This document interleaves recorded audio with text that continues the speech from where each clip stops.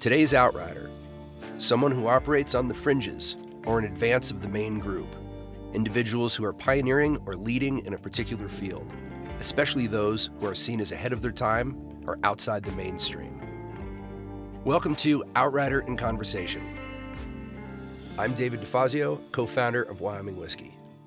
In this series, I chat with individuals who represent the spirit of Outrider.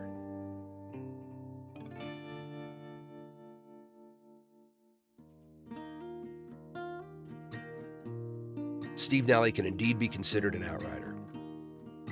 His transition from a long-standing role at a traditional bourbon distillery like Maker's Mark to helping establish and elevate a new brand in a non-traditional bourbon state like Wyoming demonstrates his pioneering spirit and significant influence in the whiskey industry. It all started with Steve saying, quote, "Because I told you, I didn't want to make a rye." If there was one whiskey that you would say you liked the least, what would it be? Rye. And I learned this the hard way. So I went into Steve's office one day and I asked him, I said, "Hey man, what do you think about making rye?" And he said, Hell no. "Yeah, I don't want to make rye." And so I said, "Well, man, I really think, we need to be looking at this." And he goes, "Rye is swill." Over the next 2 months, I proceeded to wear my partner, Brad, who's the ultimate boss. I wore his door out. I just kept going in. I'm like, "Brad, we got to make rye. We got to make rye. We got to make rye." And he just was fed up. And he said, "Fine, I will tell Steve that he needs to make rye." So he calls me, and on day one of production, he's like, "David, I told you this was a bad idea. This distillery smells like shit. It's sticky. There's foam everywhere. This is absolutely terrible, And I'm like, "Steve, you're in the Bourbon Hall of Fame. Call somebody. I know you can find an answer." Rye is very volatile. So once you set the fermenters, it starts foaming. I mean, it doesn't just foam, it erupts. So you set the fermenters at 9 or 10 dry inches, it starts foaming. It's running over into the floor. The floor is full of mash. I'm trying to scoop it up, trying to haul it out. It's erupting over into the floor. I called David, complaining a little bit. And then I know what's got to happen. I've got to pump this stuff out into the beer well, into the holding tank, and run it through the still, which the still's not going to like it either. I mean, it's going to throw fits also. So he figures it out. Planted a bomb in there, but he made 100 barrels of rye and 200 barrels of bourbon with rye as the flavoring grain. So Steve leaves, heads back to Kentucky. After he leaves, my partner's son takes over the distilling duties, and we bring in Nancy Fraley.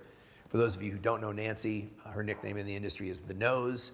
She's an absolute master blender, is the best in the business, goes through all of our barrels and starts identifying special barrels for single barrel, starts working on some things, and I asked her to go in and sample the rye and the bourbon, not expecting much. And she comes back, and at 3 years of age, she said, "This is some of the best young rye I've ever tried." And I was shocked. So I said, "All right, we'll check on it next year." Check on it the next year. She goes, "The rye's ready." I asked him, I said, "What's the mash bill of the rye?" And they said, "You're not going to believe this. It's only 48% rye." And I was like, "You've got to have made a mistake. Do the math again." They're like, "I've done it 6 times." And I'm like, 48% rye. For those of you who don't know, in order to call it a rye, it's not a rye. It has to be over 50%. And I'm just scratching my head. I'm like, how could Steve have made that mistake? So we're panicked. I mean, we literally go into panic mode. We no longer have a rye. We blend the bourbon with the rye to stretch the soup because it's outstanding liquid. And so we figure, we can now, since we're living in the very unsexy American straight whiskey category, we could do whatever we want with it. But we couldn't come up with a name. Our naming strategy, as you've probably noticed, is not all that sexy. Small batch, single barrel, double cask. Nothing sexy about any of that. What were we going to call this? Whiskey? There was originally a name, the Bastard Batch, was thrown around. And so I called the legend here, and I needed some inspiration from him. I was like, "Hey man, I want you to know that rye that you made is spectacular." And you've heard his voice, this very silky, deeper voice, And I said, "But man, we're having a hell of a time figuring out what to do with it because it's only 48% rye. Why'd you only use 48% rye?" And he says, Told you I wasn't gonna make rye whiskey. And what'd you say? I don't remember. I went black at that point. You said you SOB, you did, didn't you? I couldn't believe it. I mean, you could have heard my jaw bounce off my desk, like. And so we get off the phone, and I'm literally like, I can't believe he did this. And I do want to know, what did you say to Donna after that call? Because you had to have been waiting for that moment. I think I told her, I said, well, it's finally come to light. David didn't get his way.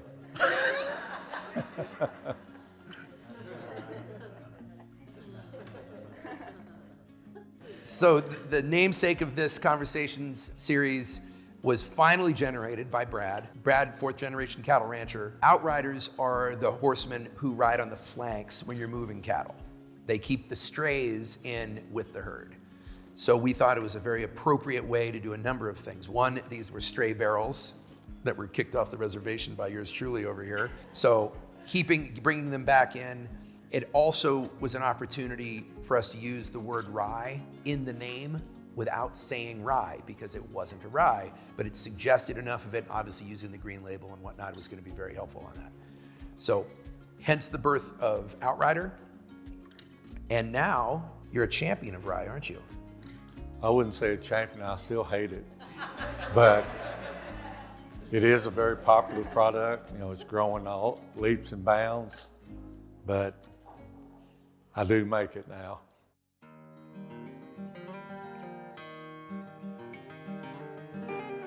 Nally began his career at Maker's Mark, where he worked for 33 years, eventually becoming the Master Distiller. His expertise and experience in bourbon production have earned him a significant reputation in the industry. You were born right next to the distillery, right? I was born and raised right beside of Maker's Mark Distillery. I actually grew up there. Maker's Mark started the distillery in 1953.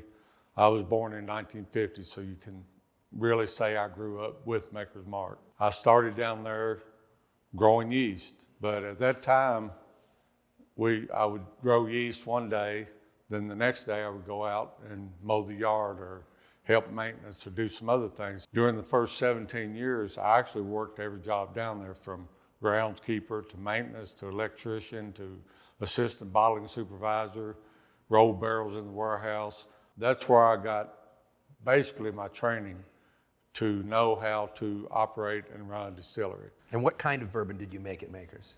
We made one product.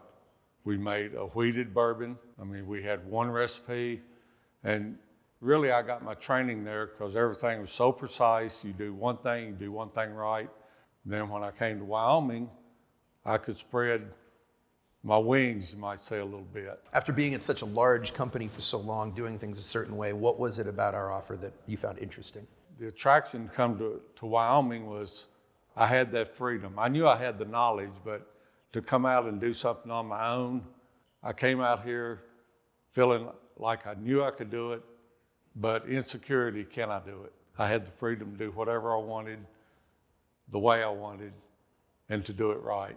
Not knowing that the perimeters of doing this in a different climate, a different atmosphere, showed its own challenges, impossibilities. Like what? Give us an example. I didn't know that at 4,200 feet elevation, water boiled at 204 degrees, not 212 degrees. And what problems did that present? Well, the first day when I started the still up, I was up there trying to control valves, and I would get up to 204 degrees, it's running. I was trying to take it on up 212 degrees. It would blow steam every place. It would blow product every place. Finally, Jeff Strong, the maintenance guy, told Donna, who was standing right beside of him, that, doesn't Steve know product boils at 204 degrees at 4,200 feet? Donna yells up there at me, Steve, the boiling point's 204 degrees. I said, well, why didn't somebody tell me? So by finding that out, I adjusted all cook temperatures. Everything about it had to be adjusted. The grains out here, I went to our grain supplier now and got with him and said, this is the type of grain I wanted because the starch content is so and so. Well, when he first started producing grain for me, he had been producing grain for cattle. Well, it could have weed seed in it. It could have foreign matter in it. It could have rock in it. It didn't work too well for me because you cannot ferment rock. You cannot ferment. You can't grind stone. rock either. You can't grind rock The either. mill definitely took a beating a few So times. things like that were a hardship. The water in Kirby was not good water. Limestone in Kentucky or that area is a few feet below ground. When water goes through that, it filters out all these sulfurs, minerals, irons, and all that. Well, I looked around. I had to go all the way to Manderson, 42 miles north. I actually hauled water 42 miles one way for 2.5 years to get good water to Kirby to make product out of. It's finally piped in now.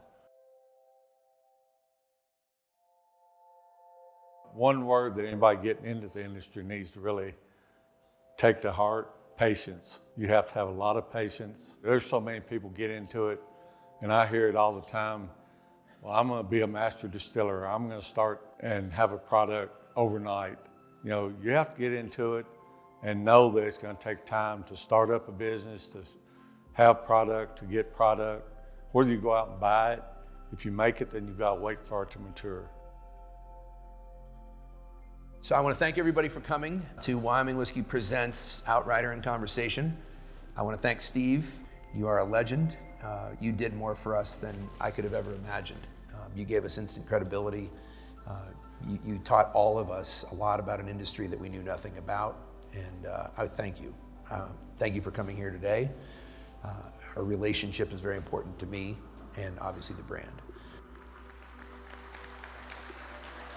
Steve really is a legend. There are very few people like him in the industry. I think the industry has been very diluted with the creation of thousands of craft distilleries across the country, and he's an original. There's no bullshit with him. He's just going to tell it like it is. This has been Outrider in Conversation. Thanks for joining us.